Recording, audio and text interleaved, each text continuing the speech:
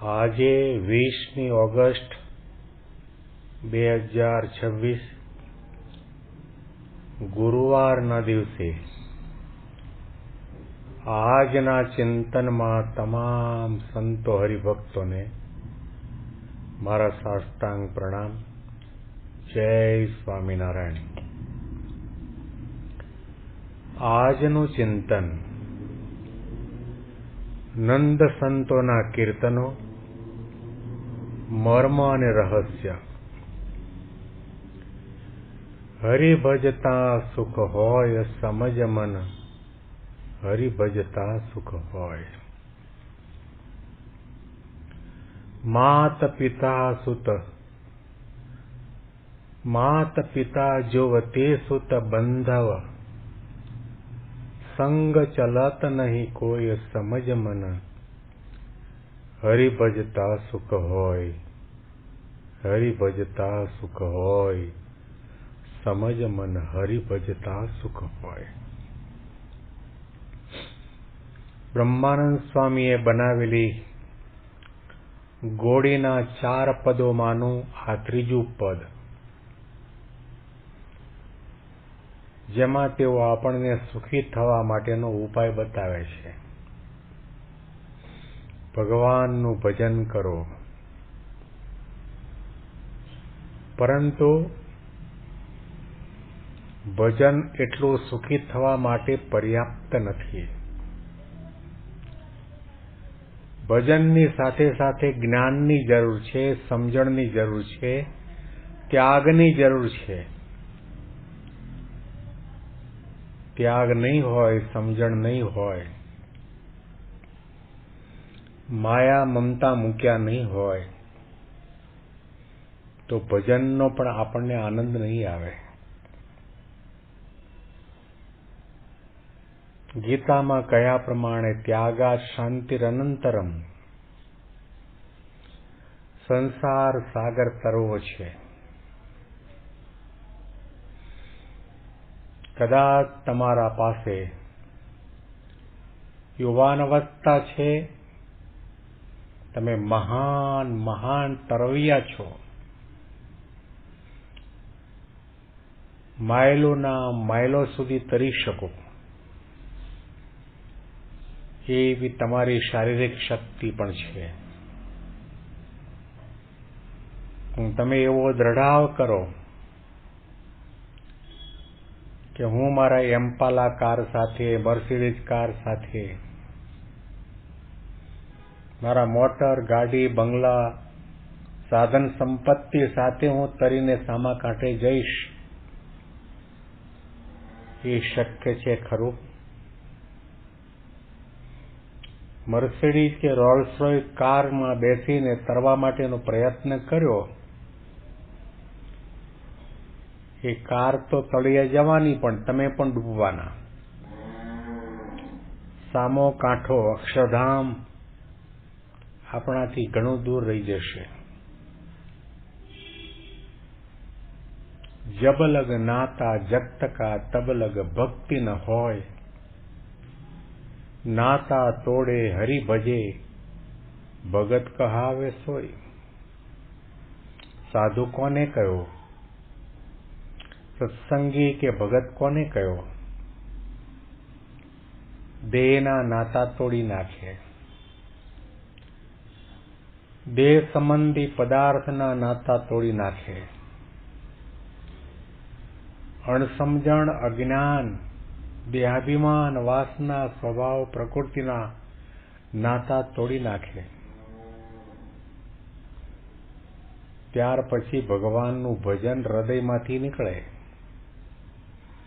ત્યાર પછી ભજનમાં એકાગ્રતા આવે, તન્મયતા આવે, ઉત્સાહ અને ઉમંગ આવે. જ્યાં સુધી અહંકારનું, અહંતા અને મમતાનું દોરડું બંધાયેલું હશે, ત્યાં સુધી આપણે જીવનની આ સામા કાંઠા સુધી પહોંચી નહીં શકીએ. માતા, પિતા, સગા સંબંધી એ આપણા છે, સાચા છે, પરંતુ વ્યવહારિક સત્ય છે. વ્યવહારિક સત્ય અને સનાતન સત્ય. જન્મ્યા પહેલા આપણું નામ નહોતું. જન્મ થયા પછી આપણું નામ આપવામાં આવ્યું. મગનભાઈ, છગનભાઈ, પેથાભાઈ, અમથાભાઈ.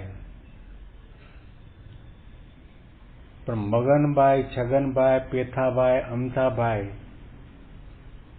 એ નામ તો આપ્યું, પણ એ નામ શાનું છે? આંખનું નામ છે, આપણા કાનનું નામ છે, આપણા હાથ કે પગનું નામ છે, દેહનું નામ છે. અને દેહ તો આપણે છીએ નહીં. દેહ તો ગમે ત્યારે, ગમે તે સમયે, ગમે તે સ્થળે, ગમે તે રીતે પડવાનો. એ આપણા હાથની વાત છે જ નહીં. એટલા માટે કહેવાય છે નામ તેનો નાશ.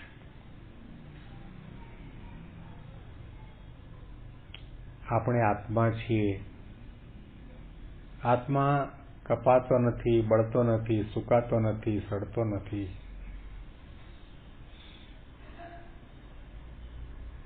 મહારાજે વચનામૃતમાં બહુ સુંદર વાત કરી કે દરજીને ઘેર ડગલો સીવડાવ્યો અને એ ડગલો તમે પહેર્યા પછી એમ કહો કે આ દરજણ મારી માં છે અને દરજી મારો બાપ છે. મનુષ્ય દેહનો ડગલો આપણે આત્માએ પહેર્યો છે. આ વખતે આ માતા પિતા દ્વારા આપણો ડગલો સીવાયો. મહારાજે ત્યાં સુધી કહ્યું સમુદ્રમાં જેટલું પાણી છે એટલું આ જીવ માતાનું ધાવણ ધાર્યો છે. મહારાજે એ પણ શબ્દો કહ્યા છે કે આ દુનિયાની અંદર કોઈ એવી સ્ત્રી નથી કે જેને તમે પત્ની ન બનાવી હોય, માતા ન બનાવી હોય. કોઈ એવો પુરુષ નથી જેને તમે ભાઈ ન બનાવ્યો હોય, પિતા ન બનાવ્યો હોય, મિત્ર ન બનાવ્યો હોય. એને આપણે અજ્ઞાને કરીને ભૂલી ગયા છીએ. એવી રીતે આપણે જ્ઞાને કરીને આ દેહના સગા સંબંધી વ્યવહારિક સત્ય છે માનીને અતિશય ગાઢ સંબંધ છે સંત અને ભગવાનની સાથે રાખવાની જરૂર છે. ભલે આપણા વેદો, મનુસ્મૃતિ, શાસ્ત્રો, સંતો, મહાપુરુષો નગારા વગાડીને કહેતા હોય માતૃદેવો ભવ, પિતૃદેવો ભવ, આચાર્ય દેવો ભવ. એ વાત સાચી છે, બરાબર છે. એના ઉપકારને આપણે ક્યારેય ન ભૂલવું જોઈએ. એમણે આપણને જન્મ આપ્યો, ભણાવ્યા, ગણાવ્યા, મોટા કર્યા. એ આપણા માટે પૂજનીય છે. પરંતુ એ માતા, પિતા, ભાઈ, ભગીની જો આપણા આધ્યાત્મિક ભજન ભક્તિ અને સેવાના કાર્યમાં વિઘ્નરૂપ થતા હોય તો શ્રીજી મહારાજે કહ્યું કે એ માયા છે. પ્રથમના પહેલા વચનામૃતમાં માયાની આ વ્યાખ્યા કરી. ભગવાનનું ધ્યાન કરવા માટે બેસો અને તે વખતે જે પદાર્થ તમને મનમાં સંકલ્પ વિકલ્પ રૂપે ઉત્પન્ન થાય અને તમારા ધ્યાનને, તમારા સ્મરણને, તમારી એકાગ્રતાને તોડે, એ માયા. એ માયા મૂકવાની વાત છે. સમળીએ જ્યાં સુધી પોતાની ચાંચમાં માંસનો લોચો પકડ્યો છે ત્યાં સુધી બીજા કેટલા બધા હેરાન પરેશાન કરવાના. એમ જ્યાં સુધી આ માયાનો, દેહાભિમાનનો સ્વભાવ, પ્રકૃતિ, અજ્ઞાન અને અણસમજણનો લોચો આપણે લઈને ફરીએ છીએ ત્યાં સુધી આપણને દુઃખ, અશાંતિ, ઉદ્વેગ રહેવાના છે. બ્રહ્માનંદ સ્વામી એટલા માટે ગાય છે હરિભજતા સુખ હોય, સમજ મન હરિભજતા સુખ હોય.